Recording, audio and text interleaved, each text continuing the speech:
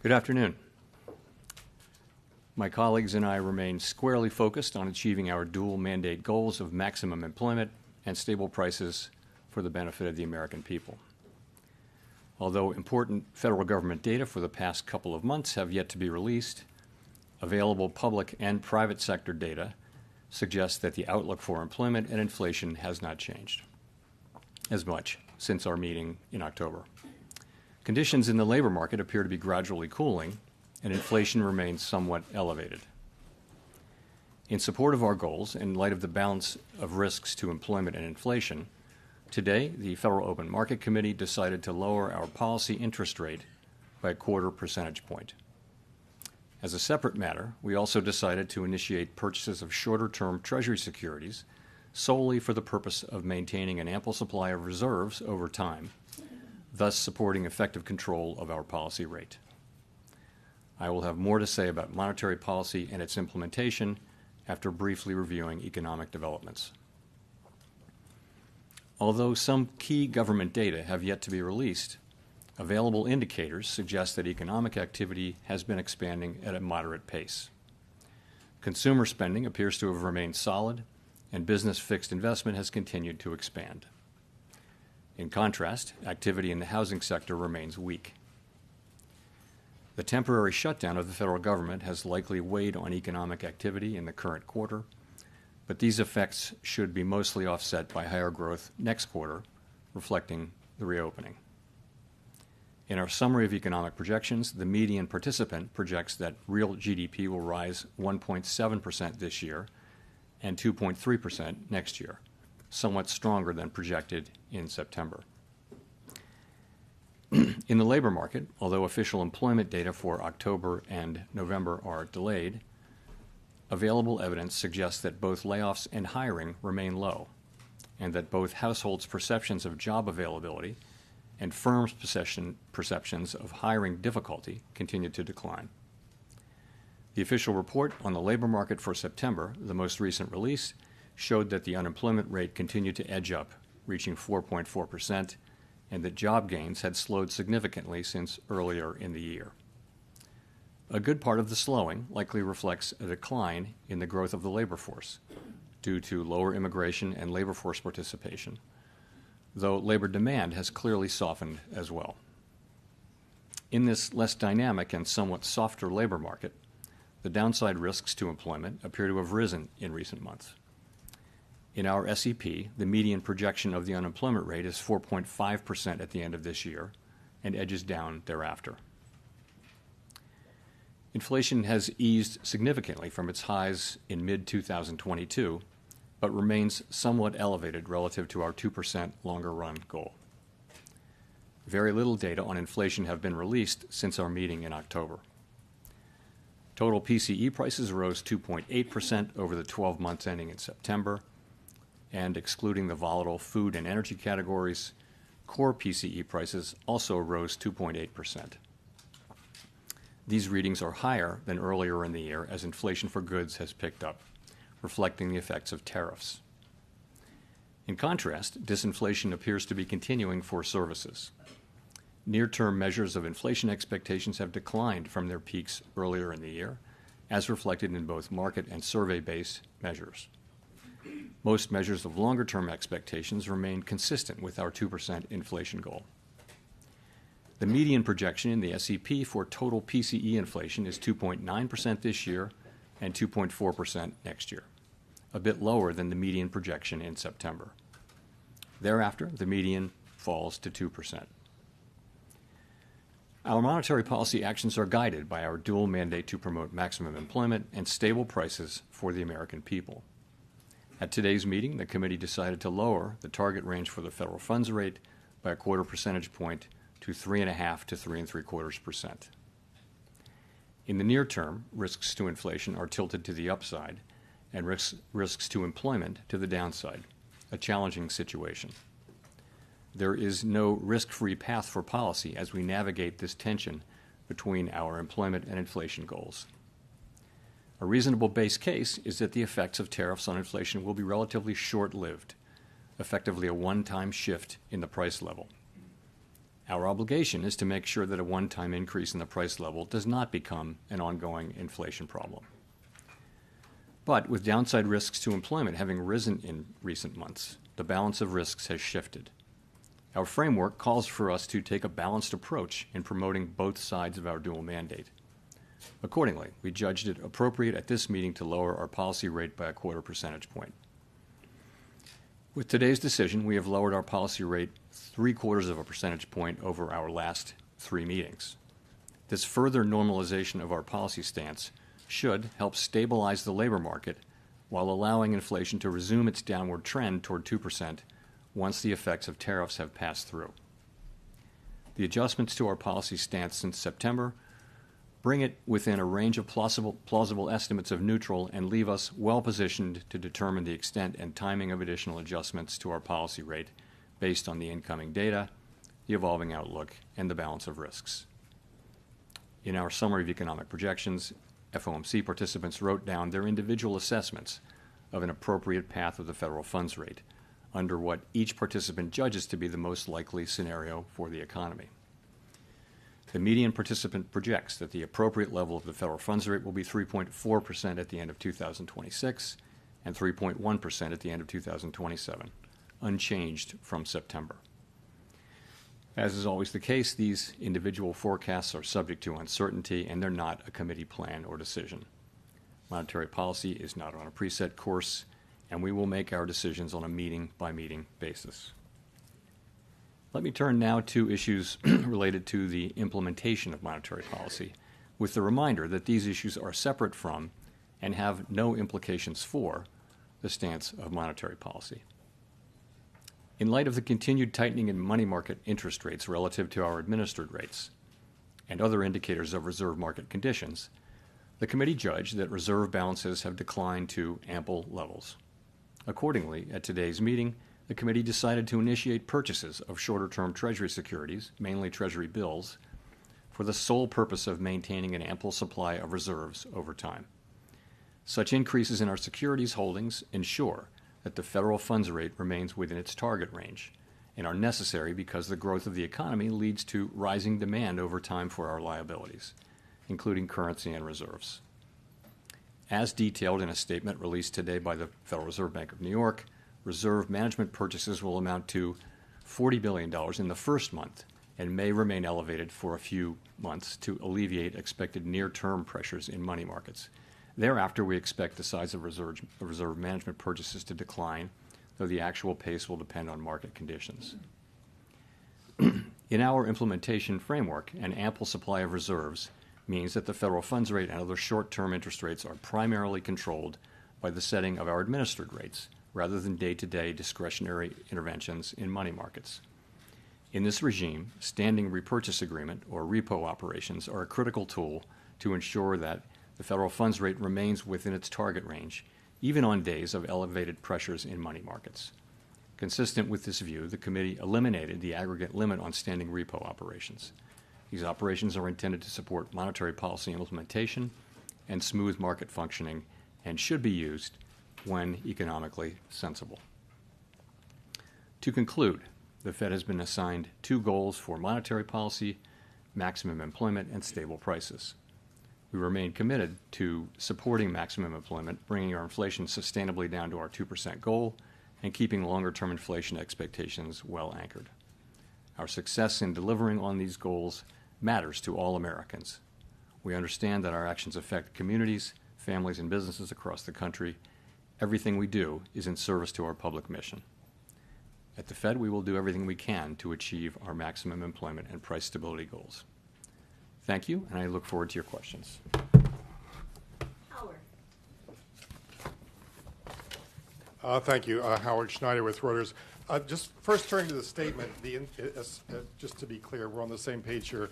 The insertion of the phrase, considering the extent and timing of additional adjustments, does that indicate that the Fed is now on hold until there's some clearer signal from inflation or jobs or the evolution of the economy along the baseline outlook?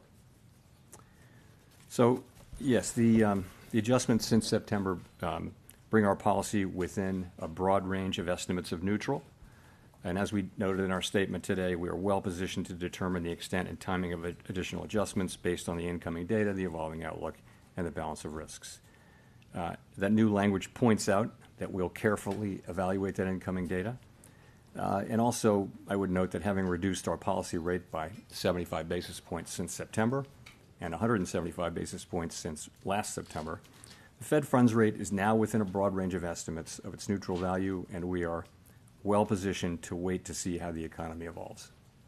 And if I could follow up on the outlook there, it seems like with the additional GDP growth coupled with easing inflation and a fairly steady unemployment rate, this seems like a pretty optimistic outlook for next year. What's given rise to that? Is this an early bet on AI? Is there some sense of improving productivity out there? What's driving that? So a number of things are driving what's happening in the forecast. And I would say if you look broadly at outside forecasts, you do see a pickup in growth in many of those now too. So it's partly that consumer spending has held up. It's been resilient, and it to another degree, it is that AI spending on data centers and related to AI has been holding up business investment.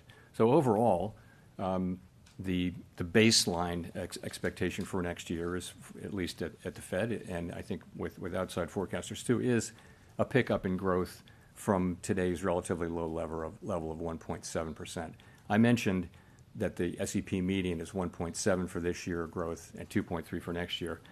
You actually, some of that is due to the shutdown. So you can take 0.2 out of 2026 and put it in 2025. So it would really be 1.9 and 2.1.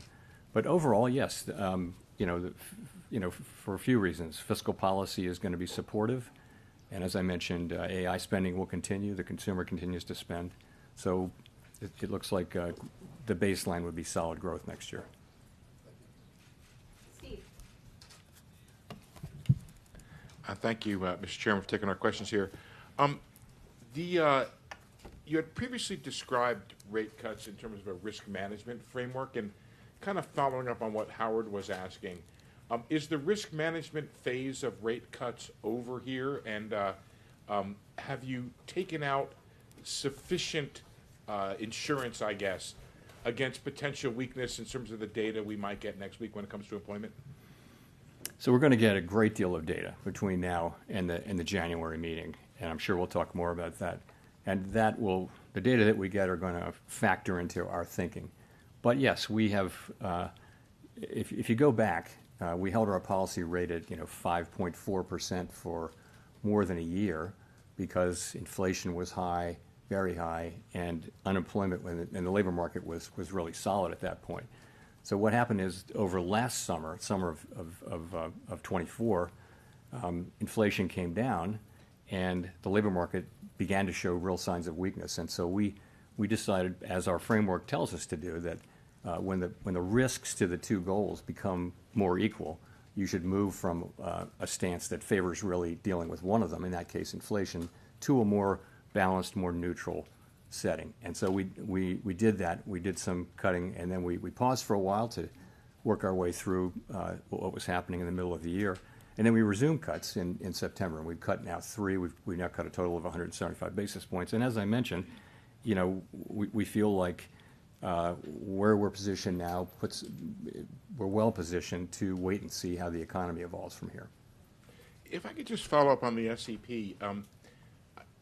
you have a whole lot of a big increase in the growth numbers, but not a big decline in the unemployment numbers. And is that an AI factor in there? What is going on in terms of the dynamic of you get more growth, but you don't get a whole lot of decline in unemployment? Thank you, sir. So it is. The implication is obviously higher productivity, and some of that may be AI. It just also, I think, productivity has just been almost structurally higher for several years now. So if you start thinking of it as 2% per year, you can sustain higher growth without more job creation. Of course, higher productivity is also what enables incomes to rise over long periods of time. So it's basically a good thing. But that's certainly the implication.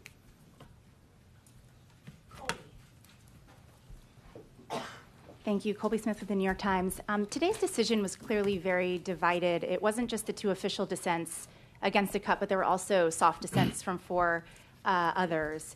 And I'm just wondering if this reluctance from several people to support recent reductions suggests that there is a much higher bar for cuts in the near term. And what exactly does the committee need to see if things are well positioned right now to support a January reduction? Sure. So let me just say, as I mentioned, and as I've mentioned here before, the situation is that our two goals are a bit in tension, right? So interestingly, everyone around the table at the FOMC agrees that inflation is too high and that we want it to come down, and agrees that the labor market has softened and that there's further risk. Everyone agrees on that. Where the difference is how do you weight those risks, and what does your forecast look like, and where do you, ultimately where do you think the bigger risk is, and it's very unusual to have persistent tension between the two parts of the mandate, and when you do, this is what you see, and I think it's actually what you would expect to see, and we do see it. Meanwhile, the discussions we have are as good as any we've had in my 14 years at the Fed. They're very thoughtful, respectful, and you just have people who have strong views. And we come together and we reach a place where we can make a decision. We made a decision today. We had 9 out of 12 supported it, so fairly broad support. But it's not like the normal situation where everyone agrees on the direction and what to do. It's more spread out, and I think that's only inherent in the situation. In terms of what it would take, we all have an outlook in terms of what's going to come, but I think ultimately having cut 75 and the effects of the 75 basis points will only begin to be coming in. As I've said before a couple times, we're well positioned to wait to see how the economy evolves. We'll just have to see. And we will get, as you know, quite a bit of data. I should mention on the data, as long as I'm talking about it, that we're going to need to be careful in assessing, particularly the household survey data. There are very technical reasons about the way data are collected in some of these measures, both in inflation and in labor, in the labor market, so that the data may be distorted and not just sort of more volatile, but distorted, and that's really because data was not collected in October and half of November.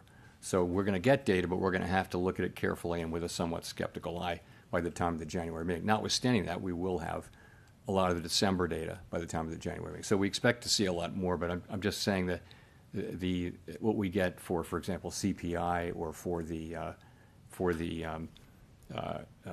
household survey, we're going to look at that really carefully and understand that it may be distorted by very technical factors.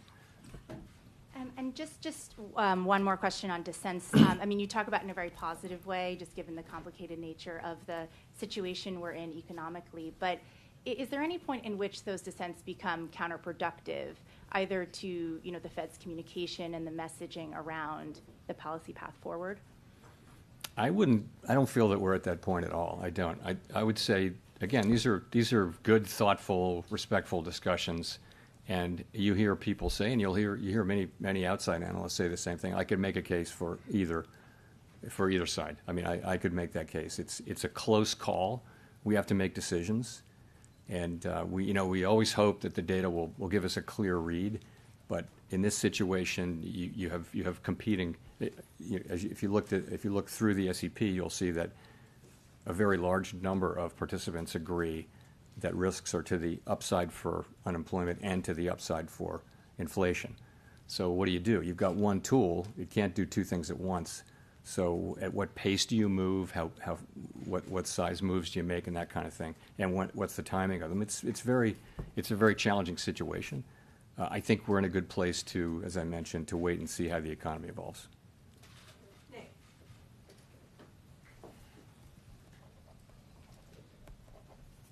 Nick Timmeros of the Wall Street Journal. Chair Powell, there's been some discussion recently of the 1990s. In the 1990s, the committee did 2 discrete sequences of 3 quarter-point cuts, one in 1995-96 and one in 1998. And after both of those, the next move in rates was up, not down. With policy now closer to neutral, is it a foregone conclusion that the next move in rates is down, Or should we think of policy risks as genuinely two-sided from here? So I don't think that a rate hike is anybody's base case at this point, and I'm not hearing that. What you see is some people feel we should stop here and that we're at the right place and just wait.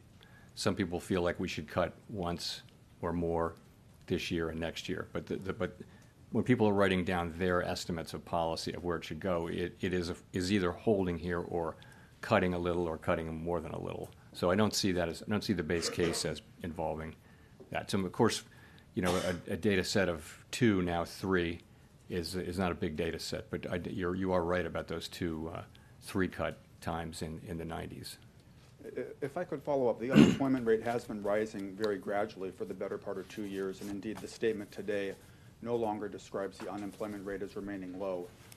What gives you confidence it won't continue rising in 2026, especially when housing and other rate-sensitive sectors still appear to be feeling restrictive policy from the, notwithstanding the 150 basis points in cuts prior to today? So I think the idea is that with now having cut 75 basis points more now and having policy, I'd call it in a broad range of plausible estimates of neutral, that will be a place which will enable the labor market to stabilize or to only tick up 1 or 2 more tenths, but we won't see, any kind of a sharper downturn, which we haven't seen any evidence of at all. At the same time, policy is still in a place where it's not accommodative, and we feel like we have made progress this year in non-tariff related inflation, and as tariffs come through, as they flow through, that'll show through next year. But as I said, we're well placed to wait and see how that turns out. That is our expectation, but we're going to start to see the data, and it'll tell us whether we were right or not.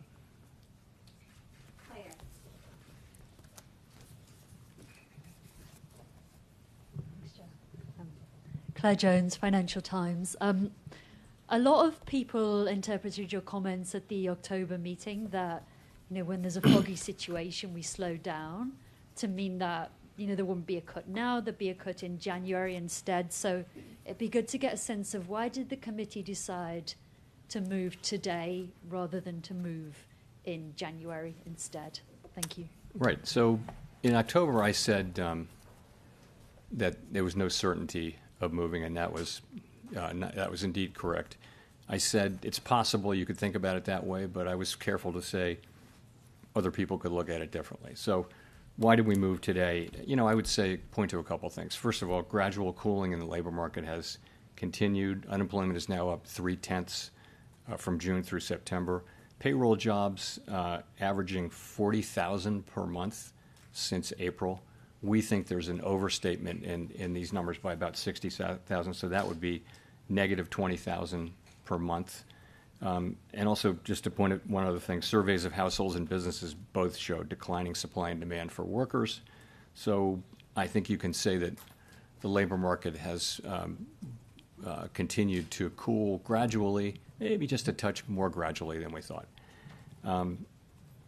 In terms of inflation, it's come in a touch lower, and I think the evidence is kind of growing that what's happening here is services inflation coming down, and that's offset by increases in goods, and that goods inflation is entirely in sectors where there are tariffs. So that does build on the story, and so far it's only a story, that that the goods inflation, which is really the source of the excess at this point, almost more than half the source of the excess inflation is goods, is tariffs. And you've got to say then, so what do we expect from tariffs? And I would say that is to some extent down to looking for broader economic, heat. Do we see a hot economy? Do we see constraints? Do we see what's going on with wages? You saw the ECI report today. It doesn't feel like a hot economy that wants to generate, Phillips curve kind of inflation. So we look at all those things, and we say that this was a decision to make. It obviously wasn't unanimous, but overall that was the judgment that we made, and that's the action we took. Just on the ample reserves point, how concerned were people around the table about some of the tensions we've seen in money markets? Thank you. I wouldn't say concerned. So what really happened is this. Balance sheet shrinkage, sometimes called QT, went on.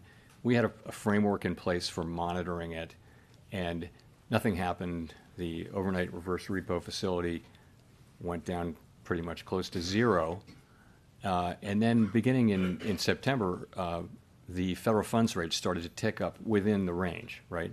And it ticked up almost all the way to interest-on reserve balances. There's nothing wrong with that. What that's telling you is that we're actually in an ample reserves regime. So, we knew this was going to come. When it finally did come, it came a little quicker than expected, but we were absolutely there to take the actions that we said we would take. So, those actions are today. So, we announced that we're resuming reserve management purchases. That is completely separate from monetary policy. It's just we need to keep an ample supply of reserves out there. Why so big?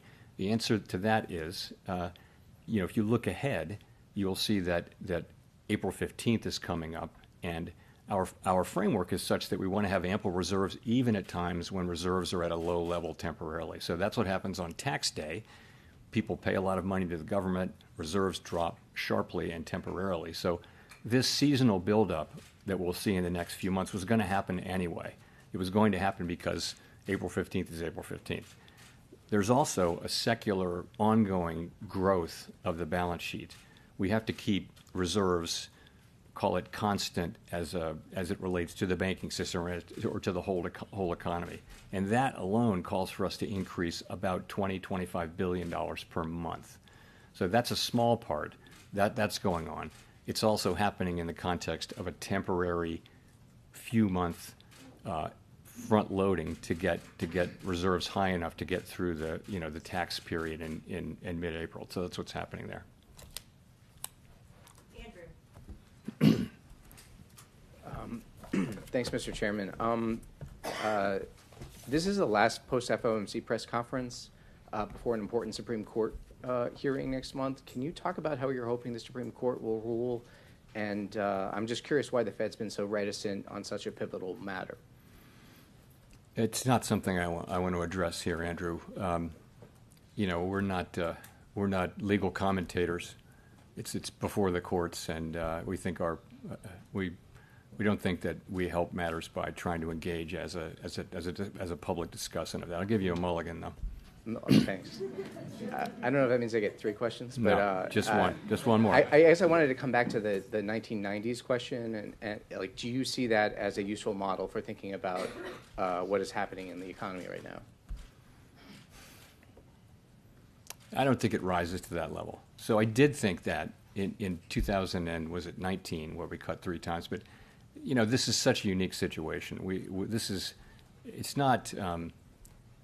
It's not the 1970s, let's put it that way, but we do have tension between our 2 goals. And so that's just unique in my time at the Fed, and I think going back a long ways, we haven't had that.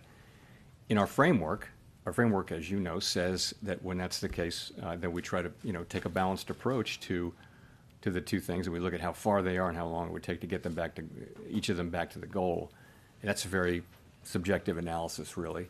But it just tells you you've got to, and I think ultimately what it says is when they're broadly equally threatened or equally at risk, you should be kind of neutral. Because if you're either accommodative or tight, you're favoring one or the other goal. And so we've been sort of moving in the direction of neutral. Now we're in the range of neutral. We're in the high end of the range of neutral, I would say, and that's what we're doing now. It so happened that we've cut 3 times. That we haven't made any decision about January, but as I've said, we think we're well positioned to wait and see how the economy performs.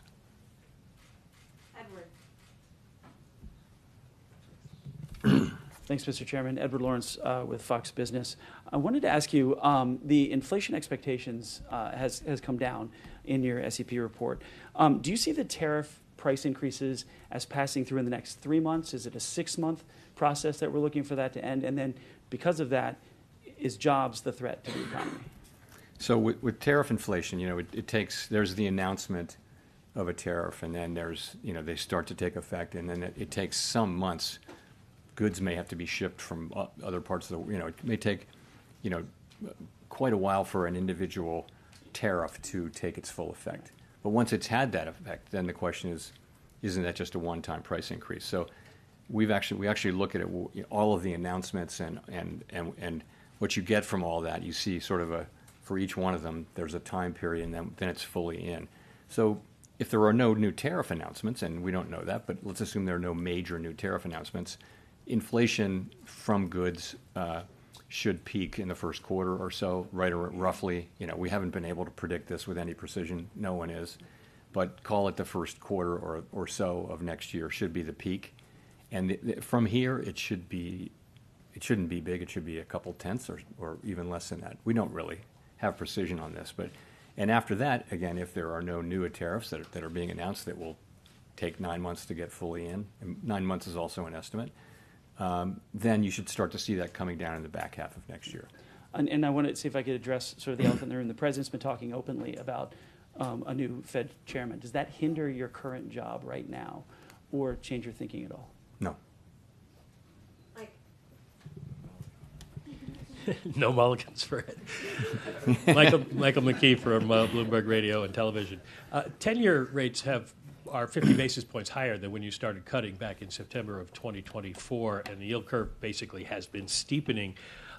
Why do you think that continuing to cut now, especially in the absence of data, is going to bring down the yield on the thing that will move the economy the most?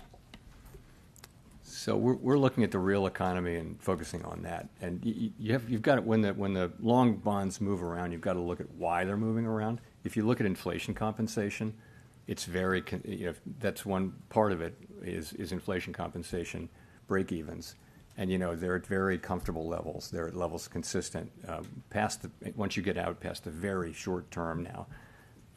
Break-evens are at at quite levels that are quite consistent with 2% inflation over time. So there's nothing happening with rates going up out there that suggests concern about inflation in the long term or anything like that. I mean, I look at these things pretty regularly. Same thing with surveys. Surveys are all saying that the public understands our commitment to 2% and expects us to get back there. So why are rates going up? It has to be something else. It must be an expectation of higher growth or something like that. And that's a lot of what's been going on. I mean, you saw a big move, toward the end of last year, which was not to do with us. It was to do with other developments.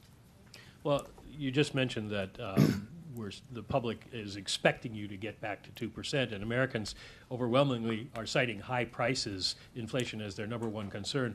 Can you explain to them why you're prioritizing the labor market, which seems relatively stable to most people, instead of their number one concern, inflation? So we, as you know, we have a network of contacts in the U.S. economy, which is really unmatched if you go through the 12 reserve banks. So we hear loud and clear how people are experiencing really costs. It's really high costs. And a lot of that is not the current rate of inflation. A lot of that is just embedded higher cost due to higher inflation in 2022 and 23. So that's what's going on. And so the best thing we can do is restore inflation to its 2% goal, and our policy is intended to do that, but also have a strong economy where real wages are going up, where people are getting jobs and earning money, and we're going to need to have some years where real compensation is higher, it's positive, significantly positive, so nominal wages are higher than inflation, for people to start feeling good about the affordability issue. And, so we're working hard on that. We're trying to keep inflation under control, but also support the labor market and strong wages so that people are earning enough money and feeling economically healthy again. Victoria. Hi, Victoria Guida with Politico. Just to follow up on that, I mean, this is now the third time that you've cut this year and inflation is around 3%. So is the message that you're sort of trying to send with that you're okay with where inflation is for now, as long as people understand that at some point you still want to get back to 2% because inflation is relatively stable where it is. Everyone should understand, and the surveys show that they do, that we're committed to 2% inflation, and we will deliver 2% inflation. But it's a complicated, unusual, difficult situation where the labor market is also under pressure, where job creation may actually be negative. Now, supply of workers has also gone way down, so the unemployment rate hasn't moved that much. But it's a labor market that seems to have significant downside risks. People care a lot about that. That's their jobs. That's their ability, if they get laid off or if they're entering the labor force, to find work. So that's really important to people. The story with inflation, and we're well aware that this is a story at this point, is that if you get away from tariffs, inflation is in the low twos, right? So it's really tariffs that's causing most of the inflation overshoot. And we do think of those as likely to, in the current situation, as likely to be a one-time price increase. Our job is to make sure that it is, and we will do that job. But right now, you've got this difficult balance, and there are risks to both sides. There's no risk-free path. If it was just inflation and the labor market was just really strong, and then rates would be higher, as they were for more than a year. We didn't have to worry about inflation. Sorry, about the labor market, because the labor market unemployment was very low. If you remember, when inflation was very high, there was a labor shortage, so we could focus entirely on inflation. Now it's different. We actually have risks to both, and I think we're doing the best we can for people. They also care about their jobs. They do care about affordability. And the best thing we can do there is both to support economic activity, but also, make sure that when tariff inflation goes down and disappears, inflation lands around 2%. Elizabeth. Thanks so much, Elizabeth Schulze with ABC News. Just to follow up, you keep talking about job growth being negative. Why do you think job growth is so much worse than some of the official data? Why do you think job growth is, to follow up on your comments about job growth, why is it so much worse than the official data is suggesting? Oh, well, we know, I think I don't think this is particularly controversial.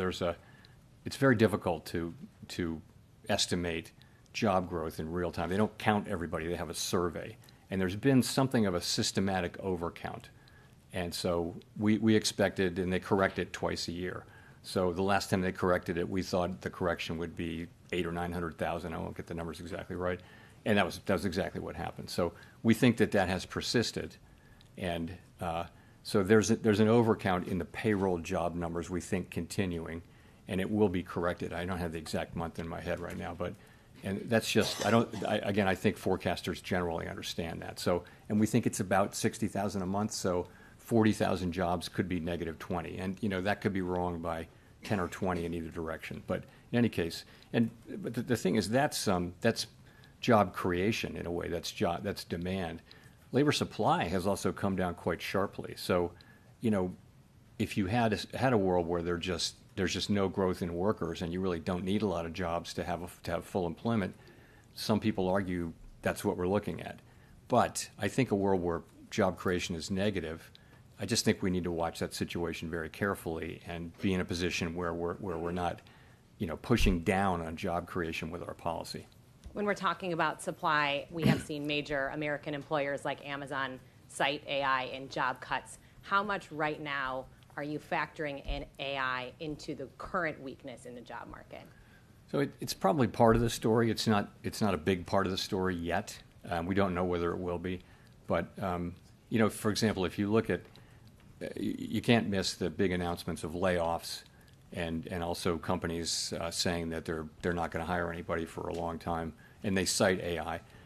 That's all clearly happening. At the same time, people are not filing for unemployment insurance. And since job finding rates are extremely low, if there were big numbers of layoffs, you'd expect the continuing claims to go up, and you expect new claims to go up. It really haven't much, so it's a little bit curious. But longer term, though, the question is, what are we going to see here? And we don't know, but it's it may be that in past technology, really significant technology innovation eras, you have seen some jobs destroyed and other jobs made. Ultimately, what's happened for a couple hundred years is when you get through all that, you have higher productivity and you have new jobs, and there are enough jobs for people. This may be different. It's every time we have a wave of technology, we think, this could put a lot of people out of work. What are they going to do? In the past, there's always been more work and higher productivity, and incomes have risen. What will happen here, we're going to have to see. But right now is such early days. We don't think we see much. It's certainly not showing up in layoffs yet. Thank you, Chair. Enda Curran, Bloomberg News.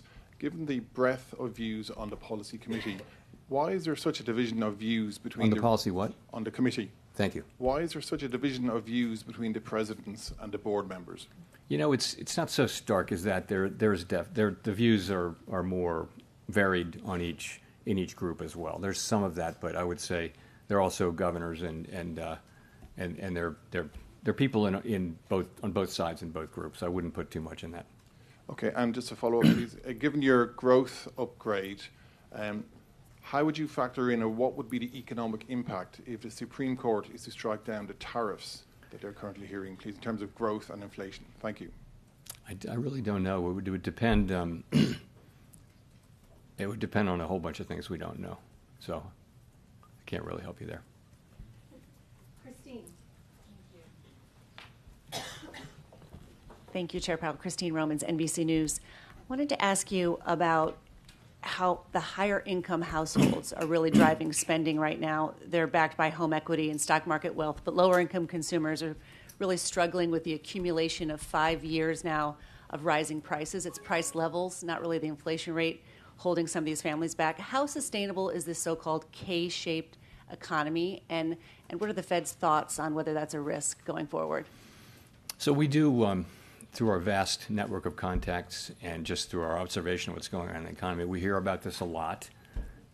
If you listen to the earnings reports for consumer-facing companies that tend to deal with low and moderate income people, they'll all say that we're seeing people, tightening their belts, changing products that they buy, buying less, and that sort of thing. And so it's clearly a thing. It's also clearly a thing that asset values, housing values, and securities values are high, and they tend to be owned by people more at the higher end of the income and wealth. So as how sustainable it is, I don't know. Most of the consumption does happen by people who have more means. I think the top third accounts for way more than a third of the consumption, for example. So it's a good question how sustainable that is. The best we can do is to have a price stability and a strong labor market. What we saw, for example, what we saw at the end of the very, very long expansion that ended with the outbreak of the pandemic, we saw that it was 10 years and 8 months or something like that, the longest one in recorded history. In the last 2 years, most of the largest part of the wage gains were going to people in the bottom quartile, the bottom part of the low and moderate income. So, having a strong labor market for a long period of time is really, really good from a social standpoint. It's helping people at the lower income levels, and that's what we all want to get back to. But we got to have price stability, and we got to have full employment, maximum employment. And just quickly, you mentioned the housing market remains kind of weak. With these rate cuts that we've seen, is there a chance we're going to see more affordability in the housing market so more people can maybe enjoy that part of wealth creation? I mean, the average age or median age of a first-time home buyer is now 40 years old. That's the highest on record.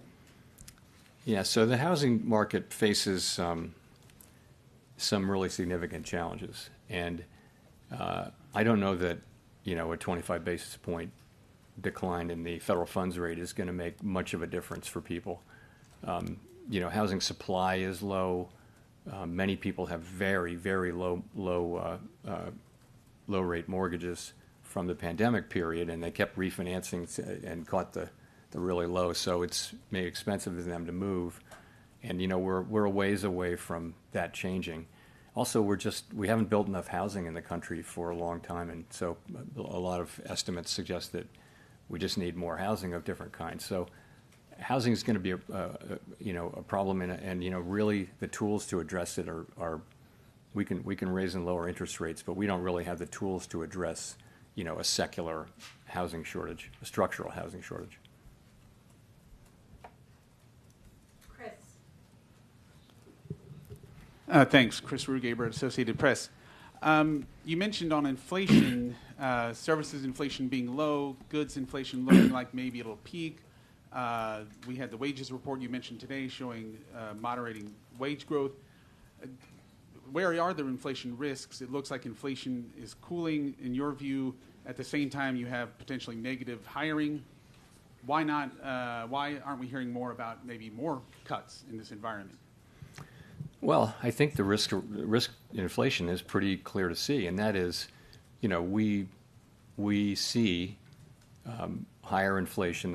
As I mentioned, most of the inflation over target is from goods, and we estimate, we expect, most of us, that inflation will be a one-time price increase and then come down.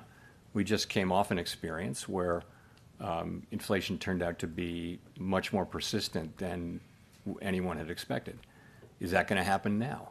So that's the risk. The risk is either that tariff inflation just turns out to be more and more persistent, maybe because companies who are now holding back from passing through the tariffs will just keep doing that. So you'll see you see that. I think the other possibility is less likely, and that is just that the labor market gets tight or the economy gets tight, and you see just traditional inflation. I don't see that as particularly likely. But so I think again all across the committee, people see the picture pretty similarly, but see the risks quite differently. And some people do see the inflation risk, and I wouldn't dismiss that case. I don't dismiss that case, but you've got to make an assessment, and this is the assessment we made. Hi, Chair Powell. Neil Irwin with Axios. So this has come up a couple of times today, but to be clear, do you believe that we're experiencing a positive productivity shock, whether from AI or policy factors or whatever? And how much is that driving the higher GDP projection in the SEP? So yeah, I mean, I never thought I would see a time when we had 5-6 years of 2% productivity growth. This is higher. This is definitely higher, and it was before it could be attributed to AI. I also think if you look at what AI can do, and if you use it in your personal life, as I imagine many of us have, you can see the prospects for productivity. I think it makes people who use it more productive. It may make other people have to find other jobs, though. So it could have productivity implications while also having social and labor market implications that we don't have the tools to deal with. But yes, I think we're definitely seeing higher productivity. I think it's a little quick to be saying it's generative AI, but I don't know. The pandemic may have induced people to do more automation and do more things with computers to replace people, and that raises productivity, output per hour. Does that imply a higher neutral rate, and therefore the policy might be a little easier than it seems? All things equal, yes, but all things aren't equal. There are many things pushing in different directions on where the neutral rate would be. But yes, that argument does come up. Matt Egan. Thanks, Chair Powell. Matt Egan with CNN. After today, you only have 3 more meetings at the helm of the Fed. Since becoming Fed chair, you've seen multiple trade wars, the pandemic, COVID reopening, period of high inflation. I know your term's not up as chair until May, but I'm wondering if you've given any thought to what you want your legacy to be. My legacy. My thought is that I really want to turn this job over to whoever replaces me with the economy in really good shape. That's what I want to do. I want inflation to be under control, coming back down to 2%, and I want the labor market to be strong. That's what I want. And all of my efforts are to get to that place. They have been all along, but ultimately, that's what I'm. And it's I don't have time to think about bigger things. I hope many years ahead to worry about that, but there's enough to do. Relatedly, have you given any more thought, and can you tell us any more about your plans on whether or not you plan to stay on the Fed Board of Governors even after your term as chair expires? Again, I'm focused on my remaining time as chair. I haven't got anything new on that to tell you. Go to Mark for the last question. Chairman, Mark Hamrick with Bankrate. Even while many price levels remain elevated, the reductions in the federal funds rate means that savings rates, or yields to be more precise, have peaked while key borrowing rates remain elevated. And that's, as we've discussed here, as many Americans struggle with liquidity or emergency savings challenges. Is that just collateral damage or an unintended consequence because your tools are limited in addressing individual or household liquidity constraints, insufficient money in the bank? I don't know. I wouldn't agree that that's collateral damage of our. I mean, over time, we do what we do in order to create price stability and maximum employment, and those things are hugely valuable to all the people we serve. When we raise rates to bring inflation down, that does work by slowing the economy. But we've moved back our policy back down to where it's not. It's certainly not strongly restrictive at this point. I think it's sort of in the range of neutral. So that's what we're trying to do, and I would want people to understand that. I think what people are feeling is the effect of higher prices. There was a global wave. Sort of every large economy in the world, every large open economy, market-based economy in the world had a wave of inflation that looked an awful lot like ours. We actually came through better than any other country, substantially better.